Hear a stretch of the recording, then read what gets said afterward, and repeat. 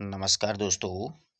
इस वीडियो में देखिए अपन आरपीएससी के द्वारा आयोजित असिस्टेंट प्रोफेसर हिंदी की जो इकाई 4 और 5 है उसकी पुस्तक के बारे में चर्चा करेंगे। विस्तार से देखिएगा। आप पहले इस पुस्तक की पीडीएफ का अवलोकन करें और उसके बाद में जो है आप पुस्तक के बारे में सोचेंगे पुस्तक कैसी है। तो इस पुस्तक में अपन को क्या-क्या मिलेगा। तो देखिए इकाई 5 आधुनिक काल काव्य एवं गद्य खंड है। ठीक है, ये आपने देख लिया। अब इसमें देखिएगा ये अपने ही पब्लिकेशन की पुस्तक है। अब इसमें अपन को मिलेगा क्या-क्या वो देखिएगा आप लोग। इसमें सबसे पहले देखिएगा खास तौर से कामायनी जो है जयशंकर प्रसाद की चिंता और श्रद्धा सर्ग अपने को मिलेगा। राम की शक्ति पूजा निराला जी की, अंधेरे में मुक्ति बोध की, प्रेमचंद जी का गोदान, आधे अधूरे मोहन राकेश जी का नाटक है जो कि ये नए जुड़े हैं। महाभोज मनु भंडारी का, श्रद्धा भक्ति आचार्य शुक्ल का, नाखून क्यों बढ़ते हैं आचार्य प्रसाद द्विवेदी जी का, गंधमादन राघव कुरनूर से कुबेरनाथ रोय का, उसने कहा था गुल्लेरी जी की, कफन प्रेमचंद जी की, और इसी के साथ में पुरस्कार जो है वो जयशंकर प्रसाद जी की, और इसी के साथ में रोज अगेय की, पराई प्यास का सफर आलम शाह खान की, गदल रांगे राघव की, सलाम ओम प्रकाश वाल्मीकि की, आपकी छोटी लड़की ममता कालिया की, और सौंदर्य की नदी नर्मदा अमृतलाल बेगड़ की, सौंदर्य की नदी नर्मदा। तो ये देखिए सारी रचनाएं हैं, इसमें कुछ पुरानी भी हैं और कुछ नई भी ऐड की गई हैं। सही है ना। ये सलाम है, गदल है, आपकी छोटी लड़की है, ये सारी नई जुड़ी गई हैं। ठीक है। तो इस प्रकार से देखिएगा आपको पूरा इसमें चैप्टर मिलेगा और पूरे पाठ के बाद में आपको वस्तुनिष्ठ प्रश्न है वो भी उपलब्ध होंगे। सबसे पहले अपन क्या करेंगे, कोई भी कवि या लेखक होता है उसका आपको परिचय मिलेगा। ये पाठ्यक्रम है जो नया पाठ्यक्रम आरपीएससी के द्वारा बदलाव किया गया था वो, और आपको पाठ्यक्रम देखना है तो आप प्ले लिस्ट के माध्यम से देख सकते हो। सबसे पहले देखिएगा इसमें क्या है कि ये जो अगेय हैं इन अगेय का पूरा आपको परिचय मिलेगा। जैसे देखिएगा अगेय का जन्म 7 मार्च 1911 को कुशीनगर देवरिया उत्तर प्रदेश में, पिता का नाम हीरानंद शास्त्री, माता का नाम वेंती देवी था। इनका वास्तविक नाम ध्यान रखिएगा सच्चिदानंद था। इनको सच्चा कहकर बुलाया जाता था। हीरानंद पिताजी का नाम होने के कारण सच्चिदानंद हीरानंद शास्त्री हो गया। ये वत्स गोत्र के होने के कारण इसका नाम वात्स्यायन हो गया। अब इनके नाम के आगे अगेय क्यों जुड़ा बहुत से बच्चों को नहीं पता है। तो देखिएगा अगेय बम बना रहे थे, उस दौरान क्या हुआ कि इनको जेल में बंद कर दिया गया अंग्रेज सरकार ने। तो जेल में अपनी रचनाएं जैनेन्द्र कुमार जी के माध्यम से ये प्रेमचंद जी को भेजते थे। प्रेमचंद जी एक पत्रिका निकालते थे हंस। तो प्रेमचंद जी ने उनका नाम नहीं छाप सकते थे क्योंकि ये जेल में बंद थे, इसलिए उनका नाम है प्रेमचंद जी अज्ञात नाम से छापते थे। जैनेन्द्र जी ने कहा अज्ञात नाम लिख दो, कोई लेखक नहीं है। तो आगे चल करके ये अज्ञात जो है वो अगेय के रूप में लोकप्रिय हो गया और इनका नामकरण है वो सच्चिदानंद हीरानंद वात्स्यायन अगेय हो गया। ये छोटी-छोटी बातें आपको हर एक बात इस पुस्तक में मिलेगी लेखक के परिचय के रूप में। एक्चुअल में देखिएगा अगेय जो हैं वो क्रांतिकारी गतिविधियों के कारण अपना नाम कई बार उनको बदलना पड़ा, और क्रांतिकारी साथियों में बहुत ही प्रसिद्ध थे, इसलिए उनके साथी उन्हें राजा कह करके भी पुकारा करते थे। यायावरी यानी घुमक्कड़ प्रवृत्ति के आदमी थे, ये क्रांतिकारी प्रवृत्ति के। ठीक है। इन्होंने जम्मू कश्मीर से प्रारंभिक शिक्षा की, बीएससी लाहौर से की, जोधपुर विश्वविद्यालय में प्रोफेसर भी रहे थे। ये सारी बातें आपको एक साथ मिलेंगी। कौन सा पत्र कहाँ से इन्होंने संपादित या प्रकाशित किया था। विशाल भारत कोलकाता से, सैनिक आगरा से, दिनमान दिल्ली से, प्रतीक प्रयाग से, नवभारत टाइम्स आदि पत्रिकाओं से ये जुड़े हुए रहे थे। साथ ही साथ में प्रयोगवाद के ये प्रवर्तक थे। ठीक है।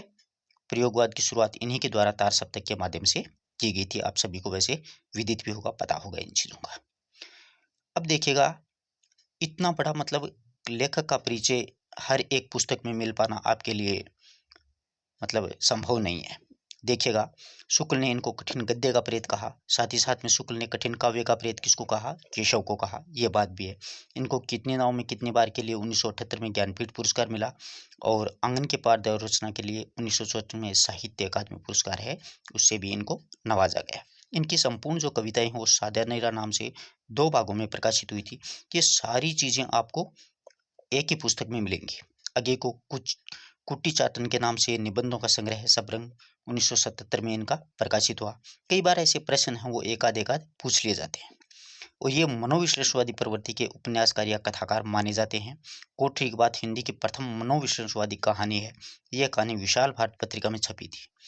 ये पूछा जा सकता है प्रथम मनोविश्लेषणवादी कहानी कौन सी है, तो ध्यान रखना मनोविश्लेषणात्मक कहानी पहली जो है वो कोठरी की बात है।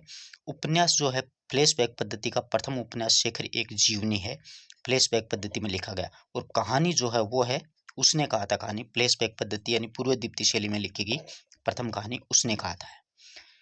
राजकमल ने इनकी जीवनी लिखी थी शिखर से सागर तक, यानी हर एक चीजें हैं। 4 अप्रैल 1987 को इनका निधन हो गया था।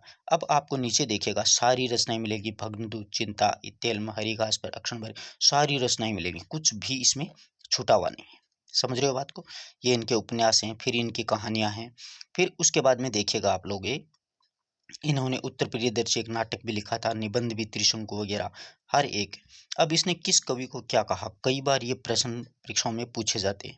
जैसे देखिएगा निराला को बसंत का दूत कहा, शमशेर बहादुर सिंह को कवियों का कवि कहा, फणीश्वरनाथ रेणु को धरती का धनी कहा, दिनकर को समय सूर्य कहा, हजारी प्रसाद द्विवेदी को 20वीं सदी का बाणभट्ट भी इन्होंने कहा था। ये प्रश्न अक्सर परीक्षाओं में पूछे जाते हैं।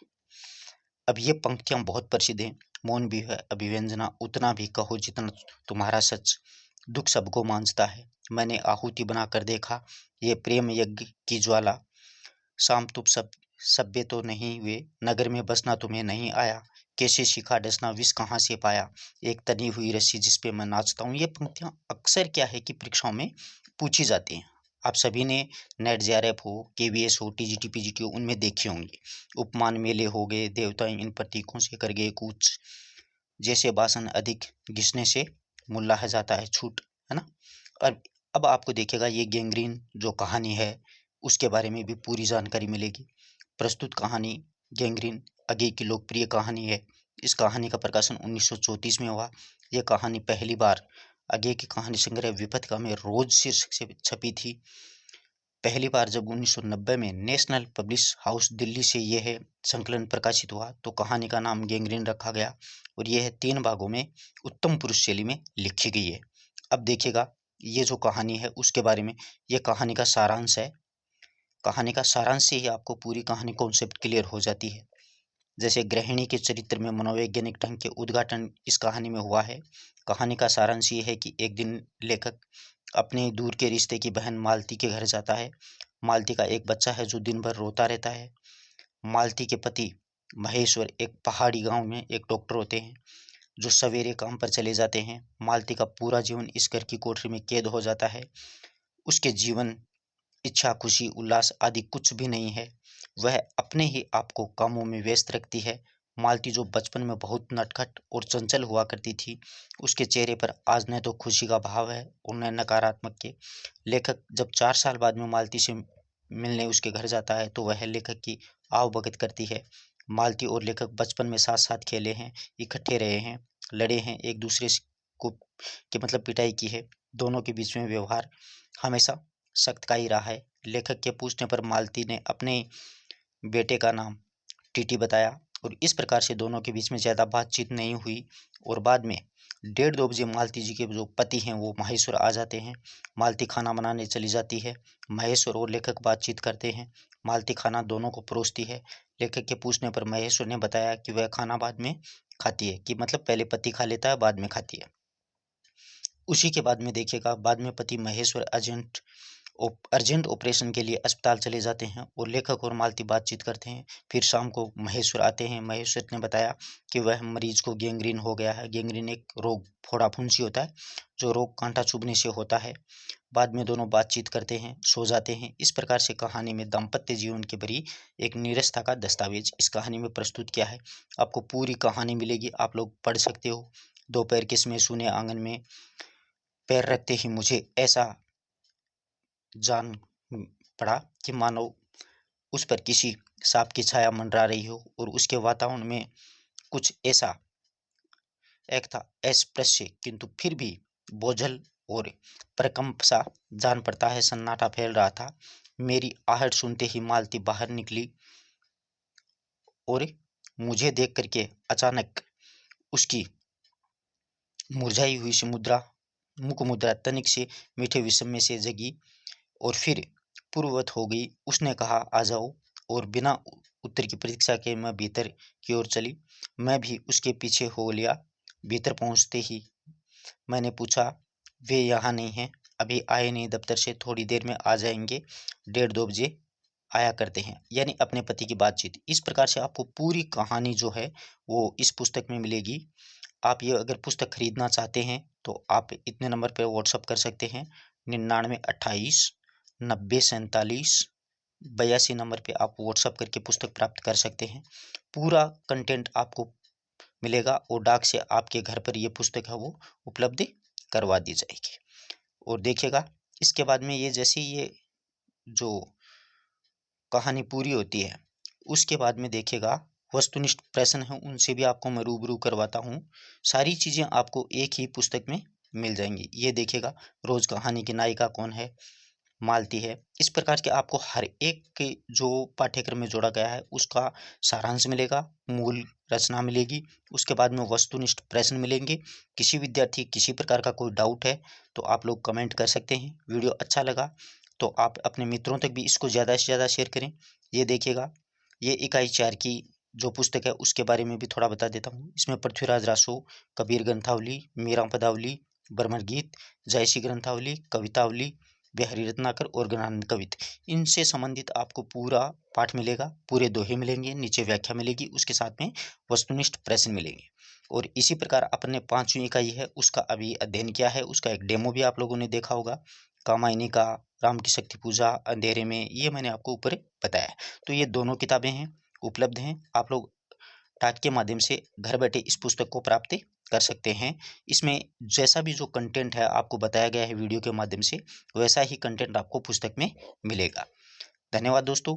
अगर किसी विद्यार्थी को पुस्तक मंगानी है तो आप लोगों को 9928 90 47 और 82 पे व्हाट्सअप कर देना है और पुस्तक की फ़ोटो भेज देनी है। टेलीग्राम चैनल का लिंक डिस्क्रिप्शन में दिया गया है। हिंदी साहित्य मंच टेलीग्राम चैनल है अपना, वो ज्वाइन कर लीजिए। वहाँ से आप फ़ोटो जो पुस्तक की आपने देखी है, ये वाली फ़ोटो आपको वहाँ पर उपलब्ध हो जाएगी और आप बता दीजिएगा, आपको घर बैठे ये पुस्तक उपलब्ध करवा दी जाएगी। धन्यवाद दोस्तों।